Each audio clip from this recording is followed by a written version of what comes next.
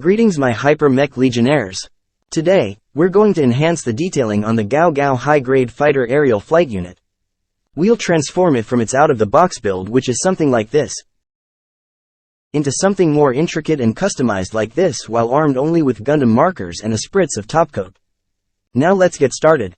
Before we dive into the customization, let's kick things off with a quick rundown of the model kit. Feast your eyes on this bootleg version of the high-grade 144th Gundam Aerial, courtesy of our good buddy Gao Gao aka TT Hongli. This kit boasts all the runners and content of the original, but with a delightful twist: additional runners for the Mirasol flight unit, which you'd typically have to buy separately. Kudos to our TT Hongli Overlord for that thoughtful touch. And naturally, our TT Hongli Overlord has already factored in the release of all fighter aerial kits and variants. Hats off for the meticulous planning and execution. Well done. When it comes to this kit, I must say I'm quite impressed. The plastic quality, sculpting, and details are surprisingly good. The building experience is quite decent, with minimal issues, and considering its cheap-ass price, I'd even recommend it for beginners. It's a solid kit overall. But since we're sticking to markers and Topcoat for this project, we'll be leaning on the sticker sheets for color correction. Honestly, while the stickers might not be perfect, they don't look half bad and could be considered usable as is. Notably, the shield is the only part that requires significant color correction. The correction sticker looks somewhat tolerable, but these details won't matter much because we're about to disassemble this thing and dive straight into detailing. Now let's talk about our tools of choice. We've got a selection of fine-tip Gundam markers to tackle those panel lines, and a real touch marker to add shading to the edges. For the finishing touch, we're using Bosni No. 191 Flat Clear as our Topcoat. Trust me, these tools are all we need for this job. Before diving into the customization process, preparation is key. This kit features clear parts, and the last thing we want is for those parts to be unintentionally sprayed by our flat Topcoat, resulting in cloudy and blurry clear sections. In this case, we have two options: either cover these parts securely or partially remove them to maintain their reflectivity. And when it comes to panel lining, it's a pretty straightforward process.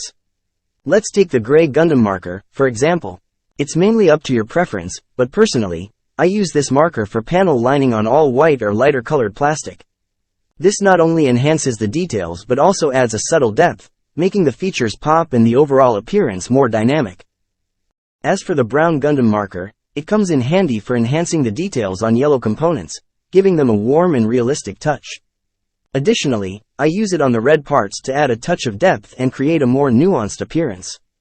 It's all about finding the right balance and experimenting to achieve the look that suits your vision. Lastly, for the black Gundam marker, I typically apply it to other colored or darker parts. This is to intensify shadows and create a sense of depth, enhancing the overall contrast and making the different components stand out. It adds a touch of realism and definition to the model, bringing out the intricacies in the details. And if you find yourself thinking you applied too much ink or made a mistake, worry not, as applying panel lines to bare unpainted plastic can be forgiving. Simply use a rubber eraser to gently thin down or entirely erase the excess ink, and you're good to go. It's a quick fix that allows for easy adjustments during the process. Now, I know we can get by with the tools we have, but adding these custom waterslide decal won't hurt our process. This decal that features a very unique marking is a fantastic addition that I personally believe should be applied to every kit you build. For our final detailing touch, let's bring in the GM401 Gundam Real Touch marker. In essence, we'll use the marker's tip to delicately shade the edges. It's as straightforward as that. This process is also forgiving, allowing for easy erasure of the shaded ink. Now, it's essential to note that this isn't a weathering process, not an attempt at mimicking anime cell shading, and definitely not a pre-shading or highlighting technique.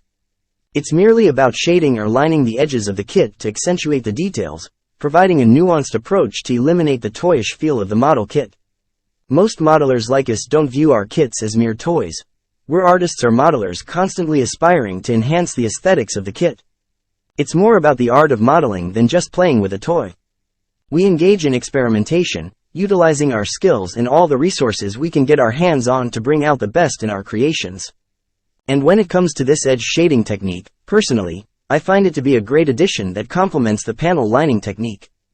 However, preferences can vary, and if someone prefers a cleaner look, that's perfectly fine. As for me, I'll stick with this hyperweapon style. Now that we've completed the detailing with our Gundam markers, it's time to seal those details with our Bosni 191 flat clear.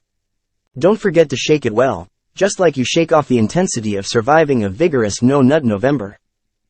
When it comes to top coating, my suggestion is to top coat kits part by part, especially if we've followed our Gundam marker detailing method. This ensures that we cover all those nooks and crannies without missing anything. Make sure to gently sway the paint as you press the nozzle, with occasional quick shakes. Also, keep rotating the parts being coated to prevent paint buildup and ensure an even finish. As soon as you notice that all the parts have a somewhat shiny appearance, that's the cue that the coating is sufficient for those parts. And top coating done. Take note that top coating bare plastic, especially unpainted kits, takes a shorter time to dry and cure compared to painted ones. And, of course, top coating can conveniently address some loose parts issues. By including some of the pegs in the coating process, a paint coating will accumulate on those parts, providing additional friction to achieve the proper tightness. However, caution is necessary, as it could have the opposite effect if overdone. Overcoating some pegs may make certain parts tighter, making assembly more challenging. So, be careful with this process. Either way, here it is, our hyper weapon fighter aerial is now complete.